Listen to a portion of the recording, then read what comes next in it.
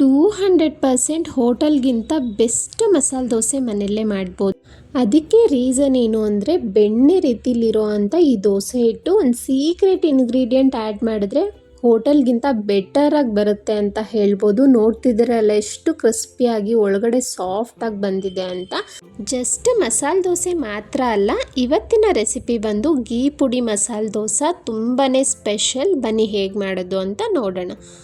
ಬೌಲ್ಗೆ ನಾನಿಲ್ಲಿ 1 ಕಪ್ ಆಗುವಷ್ಟು ರೇಷನ್ ಅಕ್ಕಿ ಹಾಕ್ಕೊಳ್ತಾ ಇದ್ದೀನಿ. ಮನೇಲಿ ಯಾವ ಅಕ್ಕಿ ಯೂಸ್ ಮಾಡ್ತೀರಾ, ದೋಸೆ ಅಕ್ಕಿ ಯಾವ್ದು ಬೇಕಾದರೂ ಹಾಕ್ಕೋಬೋದು. ಅರ್ಧ ಕಪ್ ಆಗುವಷ್ಟು ಉದ್ದಿನಬೇಳೆ ಹಾಕ್ತಾ ಇದ್ದೀನಿ. ನಂತರ 1 ಟೀ ಸ್ಪೂನ್ ಆಗುವಷ್ಟು ಮೆಂತ್ಯ ಕಾಳು ಹಾಕ್ತಾ ಇದ್ದೀನಿ. ಇದು ಹಾಕೋದ್ರಿಂದ ದೋಸೆ ಕ್ರಿಸ್ಪಿಯಾಗಿ ಹೆಂಚಿಗೆ ಅಂಟ್ಕೊಳ್ಳದೆ ತುಂಬ ಚೆನ್ನಾಗಿ ಬರುತ್ತೆ. ಅರ್ಧ ಕಪ್ ಆಗುವಷ್ಟು ಸಬ್ಬಕ್ಕಿ ಹಾಕ್ತಾ ಇದ್ದೀನಿ, ದೊಡ್ಡದು ಬರುತ್ತಲ್ಲ ಅದು. ಈಗ ನೀರು ಹಾಕಿ 1-2 ಸಲ ಚೆನ್ನಾಗಿ ತೊಳೆಯೋಣ, ಅದರಲ್ಲಿರೋವಂಥ ಡಸ್ಟ್ ಎಲ್ಲ ಹೋಗಬೇಕು. ಯೂಶಲಿ ಸಬ್ಬಕ್ಕಿ ಎಲ್ಲ ಯೂಸ್ ಮಾಡಲ್ಲ ಅಲ್ವಾ, ಸಬ್ಬಕ್ಕಿ ಹಾಕಿರೋದ್ರಿಂದ ದೋಸೆ ಇನ್ನೂ ಸಾಫ್ಟಾಗಿ ಸಕ್ಕ ಟೇಸ್ಟಿಯಾಗಿ ಬರುತ್ತೆ. 5ರಿಂದ 6 ಅವರ್ ನೆನೆಸ್ಕೊಳ್ಳೋಣ, ಅದಕ್ಕಿಂತ ಜಾಸ್ತಿ ನೆನೆಸೋದಕ್ಕೆ ಹೋಗಬಾರ್ದು. ಮ್ಯಾಕ್ಸಿಮಮ್ 6 ಅವರ್ ನೆನೆಸ್ಬೇಕು ಅಷ್ಟೇ. ನೋಡಿ ಪರ್ಫೆಕ್ಟಾಗಿ ಸಬ್ಬಕ್ಕಿ, ಉದ್ದಿನಬೇಳೆ, ಅಕ್ಕಿ ಎಲ್ಲ ಚೆನ್ನಾಗಿ ನೆಂದಿದೆ. ಈಗ ಮಿಕ್ಸಿ ಜಾರ್ ತೊಗೊಳ್ತಾ ಇದ್ದೀನಿ. ಸ್ವಲ್ಪನೇ ಹಾಕ್ಕೊಂಡು ಇದನ್ನು ಮೊದಲು ರುಬ್ಕೊಬಿಡಿ.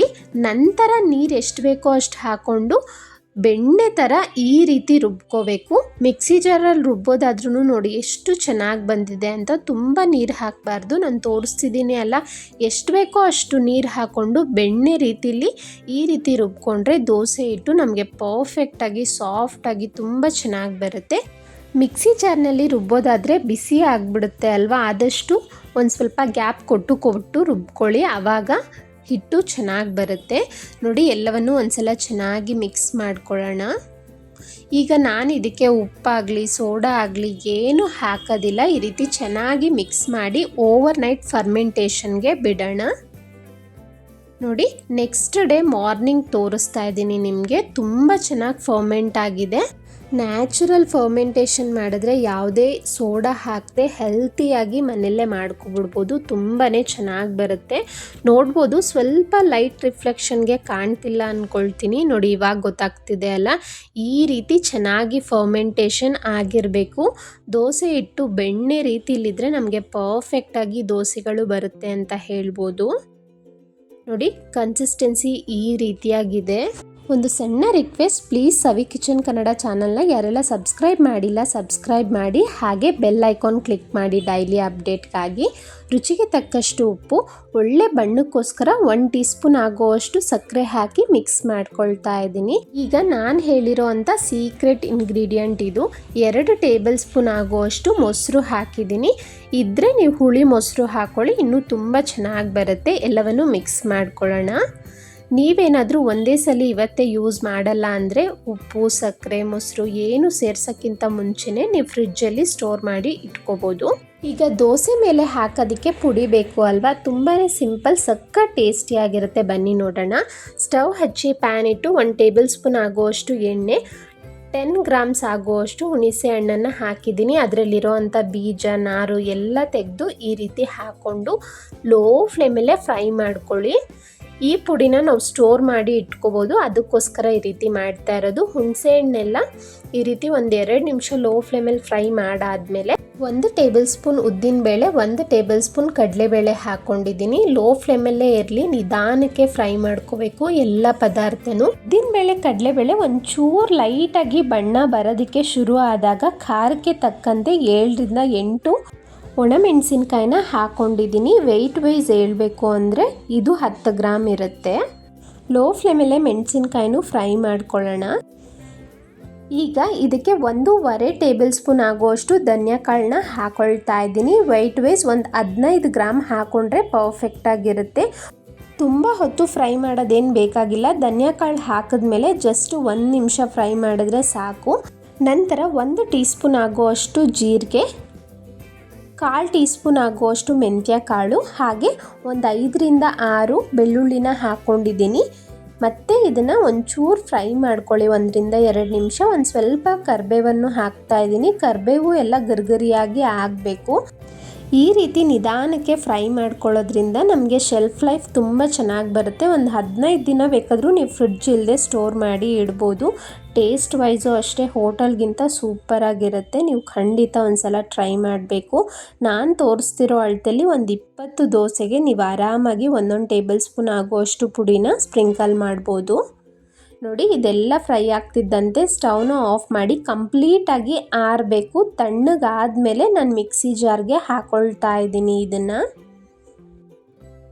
ಈಗ ಒಂದು 8ರಿಂದ 9 ಬೆಳ್ಳುಳ್ಳಿ ಸಿಪ್ಪೆ ಸಮೇತ ಹಾಕ್ತಾ ಇದ್ದೀನಿ. ರುಚಿಗೆ ತಕ್ಕಷ್ಟು ಉಪ್ಪು, ಒಂದು ½ ಟೀ ಸ್ಪೂನ್ ಆದರೆ ಪರ್ಫೆಕ್ಟಾಗಿ ಸರಿ ಹೋಗುತ್ತೆ. ಇದನ್ನು ಈಗ ರುಬ್ಕೊಳ್ಳೋಣ. ನೋಡಿ, ಈ ರೀತಿ ರುಬ್ಕೊಂಡ್ರೆ ತರ್ತರಿಯಾಗಿರುತ್ತೆ. ಸ್ಪೂನಲ್ಲಿ ಮಧ್ಯ ಮಧ್ಯ ತಿರುಗಿಸ್ಕೊಳ್ತಾ ಈ ರೀತಿ ಪುಡಿ ಮಾಡ್ಕೋಬೇಕು. ಒಂದು ಹೇರ್ ಟೈಟ್ ಜಾರಲ್ಲಿ ನೀವು ಸ್ಟೋರ್ ಮಾಡಿಟ್ರೆ ನಾನು ಮೊದಲೇ ಹೇಳ್ದಾಗೆ 10ರಿಂದ 15 ದಿನ ಆರಾಮಾಗಿ ಬಳಸ್ಬೋದು. ಈಗ ಪುಡಿ ರೆಡಿ ಆಯಿತು ಅಲ್ವಾ? ಬಿಸಿ ಬಿಸಿ ದೋಸೆ ಹೇಗೆ ಮಾಡೋದು ಅಂತ ನೋಡೋಣ. ಹೆಂಚು ಈ ರೀತಿ ಚೆನ್ನಾಗಿ ಕಾದಿರಬೇಕು. ಸ್ಟವ್ನ ಕಂಪ್ಲೀಟ್ ಲೋ ಫ್ಲೇಮ್ ಇಟ್ಟು ಈ ರೀತಿ ನೀರು ಹಾಕೋದ್ರಿಂದ ಟೆಂಪ್ರೇಚರ್ ಕಂಟ್ರೋಲ್ ಆಗುತ್ತೆ. ಲೋ ಫ್ಲೇಮಲ್ಲೇ ಇರಲಿ. ಈಗ ದೋಸೆ ಹಿಟ್ಟನ್ನು ಹಾಕ್ಕೊಂಡು ಎಷ್ಟು ತೆಳ್ಳಗೆ ಬೇಕಾದರೂ ಸ್ಪ್ರೆಡ್ ಮಾಡ್ಕೋಬೋದು. ಲೋ ಫ್ಲೇಮ್ ಇದ್ದರೆ ಅಂಟೋದಿಲ್ಲ. ನೀವು ಮೀಡಿಯಮ್ ಫ್ಲೇಮ್ ಇಟ್ಬಿಟ್ಟು ದೋಸೆ ಹಿಟ್ಟು ಹಾಕಿದ್ರೆ ತವಾಗೆ ಅಂಟ್ಕೊಬಿಡುತ್ತೆ. ಸ್ಪ್ರೆಡ್ ಮಾಡೋದಕ್ಕೆ ಕಷ್ಟ ಆಗುತ್ತೆ.